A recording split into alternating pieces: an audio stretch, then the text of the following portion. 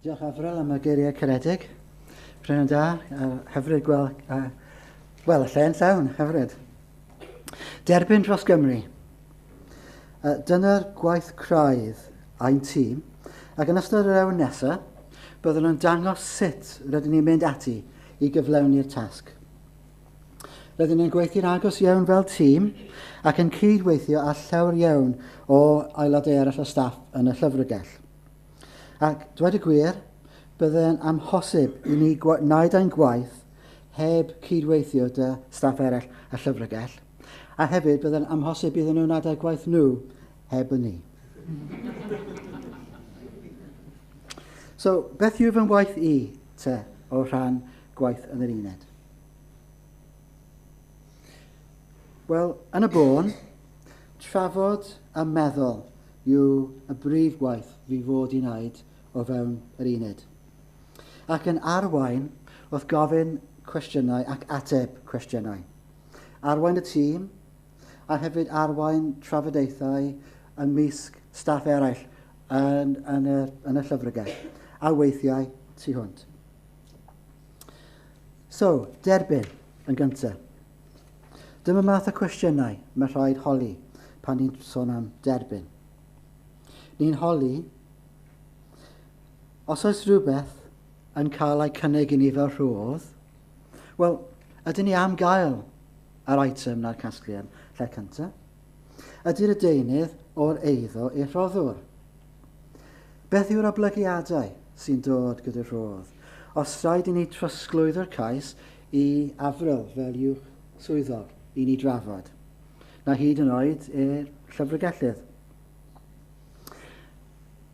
Ynglŷn â prynu, cwestiwn cyntaf, sgwrs gyda prynu yw, ydy'r pris yn deg? Wedyn, ni'n gofyn beth yw hanes y deunydd? Pwy sy'n gwerthu fe? Ydy'r ffynhonnell yn ddibenadwy? Bob blwyddyn, ni'n cael grant o 305 o bunnoedd, miloedd o bunnoedd o'r Llywodraeth i wario ar pryniadau. A hefyd, ni'n cael grantiau ambell waith gan cyrff allanol i brynu eitemau unigol. Ar gyfer benthyg, y cwestiwn pwysig yw, os angen benthyg yr eitem, a wedyn, ydy yn bosib cael ein rodd yn hytrach na benthyg, yw'r cwestiwn sy'n dod yn aml iawn. Ac yn ola gyda derbyn, beth am cymanrodd? Ni'n gofyn pwy sydd gan yr hawl i drafod gyda ni. Ble mae'r deunydd, a hefyd ydy'r deunydd yn addas ar gyfer y casgliad. Beth am dros Gymru? Mae rhaid holi ydy'r deunydd o diddordeb neu pwysigrwydd genedlaethol. Sut mae'n ffitio mewn gyda'r casgliad fel mae'n bod nawr, a falle sut mae'r casgliad mynd i fod yn y dyfodol. Ydy'r casgliad na, na eitemau na, o werth nid jyst i un rhan o Gymru, ond i'r hen ac ifanc, i bawb. A trwy'r amser ni'n meddwl am sut pan ni'n casglu deunydd, nid jyst ar gyfer un canran o Gymru, ond ar gyfer bob rhan o'r cymdeithas, a bob lefel o'r cymdeithas hefyd. Ac yn ola, os yw deunydd yn ddigidol, byddwn ni'n trosglwyddo gwybodaeth i'n staff ni mablab, a gewsach chi cyflwyno'r mablab ychydig o wythnosau nôl sy'n cofio'n iawn. Neu, os yw'n ffilm neu dab, byddwn ni'n trosglwyddo gwybodaeth a cysylltu gyda ein cydweithwyr gyda sgrin y sain. Nawr, i chi cael clywed gan aelodau'r tîm yn ei dro.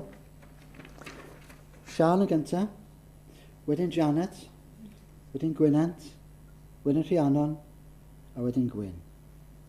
Ond Sian yn gyntaf. Sian.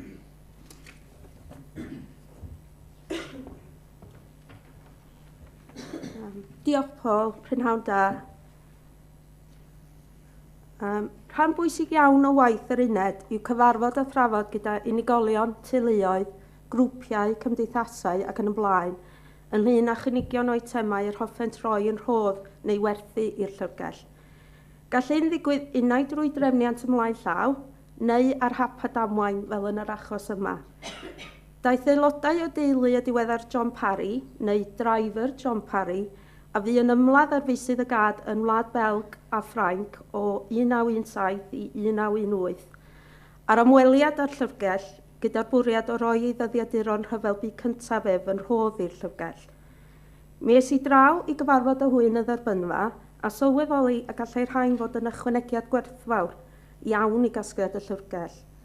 Ar ôl ei gliro'n fras iawn yr ymodau Derbyn, fe fynnais I ddau aelod arall o'r staff I ddod draw I drafod gyda'r teulu ym Manylach.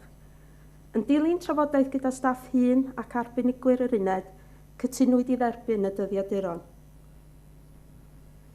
Fe drefnwyd i'w ferch sydd yn eistedd yn y canol yma a'i wiresau I ddod yn ôl lawr i'r llyfrgell. Roeddem ni fel staff yn dotio weld yr eitemau oedd ganddynt yn ei meddiant. Roedd aelod arall o'r teulu wedi gwneud llawer o ymchwil I hanes y gatrawd, a bydd hyn o gymorth mawr pan yn catalogio'r deunydd. Nid yn unig roedd dyddiaduron John Parry wedi cael eu cadw'n ofalus, ond roedd y casgliad diddorol yma hefyd yn cynnwys ei helmed, medalau, sbardinau, darnau o shrapnel, tystysgrif gan y capel I longyfarch John Parry er fod yn filwr dewr a frwydrodd dros ei wlad, yn hyd â pamffledi propaganda yn yr iaith Saesneg a orllynwyd ar faes y gad gan yr Almaenwyr. Roedd cyflwr yr rhain fel newydd I ystyried I bod wedi disgyn yn hanol mwt ac anrefn y frwydr. A mi welwch I rhai o'r eitemau ar y sleid yn fama. Hefyd roedd gan y teulu gasgliad o ffotograffau du a gwyn, yn danos John Parry fel prentis ifanc ar yr rheilffordd yn Ne Cymru, cyn iddo ymelodi, yn filwr yn ei lifrau, ar ben ei hun ac hefyd fel aelod o'r gatrawd, ac yn ar ôl i'r rhyfel ddod I ben, yn ŵr ac yn dad ac yn daid. Roedd hyn yn gofnod teimladwy o fywyd John Parry, fel dywedodd un aelod o staff ar y diwrnod, dyma'r esiampl orau o gasgliad personol o eitemau o'r rhyfel bu cyntaf, roedd ef wedi weld erioed. Diolchwyd i'r teulu am ei rhodd caredig, a gyfynwyd I un o ffotograffwyr y llyfrgell ddod I gofnodi'r digwyddiad. Gyrwyd copi o'r llun hwn i'r teulu er mwyn iddynt gael cofnod o'r diwrnod hefyd. Yn dilyn derbyn unrhyw rodd neu bwrcas neu gymynrodd, gyfynir i'r unigolion, cymdeithasau, cwmnïau ac yn y blaen, lenwi ffurlen Derbyn. Trosglwyddir y ffurlen yma I Janet i'w sganio a'i ffeilio. Yn sgil creu cysylltiadau fel hyn, gellir derbyn eitemau gwerthfawr iawn ac yn aml iawn rhai unigryw I gasgliad y llyfrgell.